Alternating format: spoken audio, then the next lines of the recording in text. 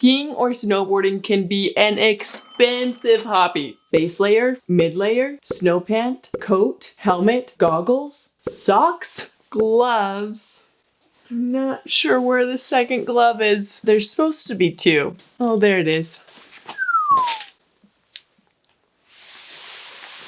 4 years ago, without owning a single piece of gear, I bought a lift ticket and went snowboarding for the first time in my entire life. It's actually on a single mom budget. I've really had to learn to make snowboarding more cost effective for me and my boys. My hope is with this video to share some of the tips that I've learned over the years and hopefully get more of you out there enjoying the slopes. Woo-hoo! Let's dive into these tips to help you avoid breaking the bank on the slopes. Number 1, avoid purchasing a full price lift ticket. Do not just walk up to the counter and give them your money and say, I'd like to purchase a ticket to go snowboarding right this second. I promise there's so many ways to actually save money than just doing that. Just trust me, okay? Look at the website of the resort that you're going to, because a lot of the resorts will offer bundled lift tickets or even like punch passes that will be at a discounted rate than if you were just to go pay for one lift ticket at a time. You can also purchase your lift ticket in advance. Even purchasing it 3 to 5 days in advance will save you money. Money, money, money, money.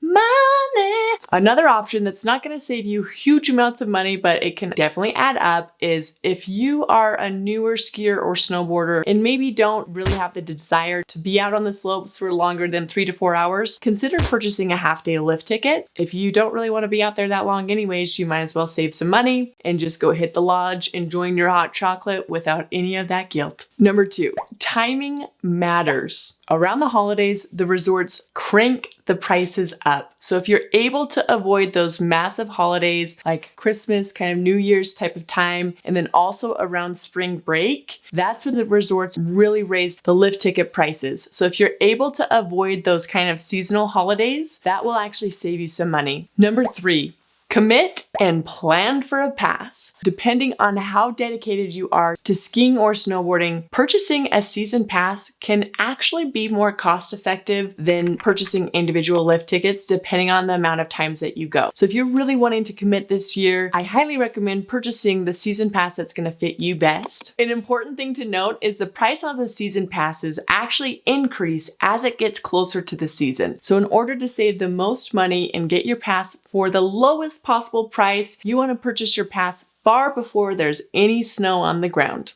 Number 4, buy your gear in the off season or during big holiday sales. The best time of year to purchase your snowboarding gear is so surprising, but it's actually in the middle of the summer. The reason for that is the ski resorts are looking to get rid of last season's gear to make room for the new gear coming in. They'll usually have some type of liquidation or kind of huge sale to clear that out, and that is when you want to get in on all of that goodness. If you're a non-planner like I am, there are plenty of amazing holiday sales like Black Friday, Cyber Monday, all of those good things to help you to stock up on that gear without paying that full price tag. Number 5, don't be afraid to rent. I get it. Sometimes your wallet just cannot handle the stress of buying all of your gear you're wearing on your person and buying your ski or snowboard. It's a great option to rent your skis or snowboards, especially when you're just starting out. A lot of these ski rental shops will actually offer a whole season rental, which is far more cost effective than renting your skis or snowboard from them each individual time that you go up. Number 6, gas and parking fees. Try to go to resorts that don't charge for parking if at all possible. And if they do charge for parking, check to see if they have discounts for the number of people in the car. A lot of the time they'll offer a carpooling discount. Number 7, anything off the mountain is going to be cheaper. So whether you're renting your gear or whether you've forgotten something and you need to purchase it, when you are packing your stuff in the morning, you want to check, and triple check to make sure that you bring everything that you need with you. It is going to cost you far more at the resort than if you can run to your local ski or snowboard shop. Number 8, BYOS. Bring your own snacks. Oh no. I'm definitely gonna eat those still. Make no mistake.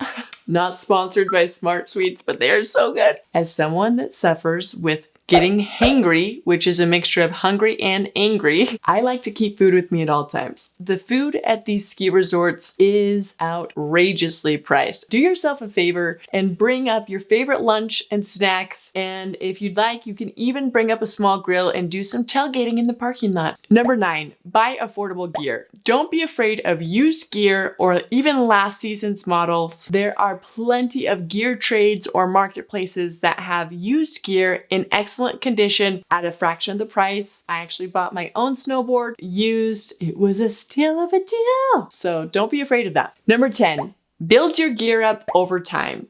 Don't feel like you have to get the top of the line gear when you're just starting out. Skiing and snowboarding gear actually retains its value pretty well. So if you're looking to upgrade, you should be able to sell your old gear to help to fund that new upgrade and make it a little bit more affordable. And this bonus tip number 11 is to shop smarter. A lot of the mainstream shops come with an increased price tag that is far more expensive than some of my favorite shops that I've happened to find over the years. Make sure you watch my video where I dive into all of my favorite websites to purchase affordable gear. You do not want to miss out on this video. I will link that here. Make sure you check that out and make sure you leave a comment down below with your favorite cost saving tip, and I will see you soon in my next video.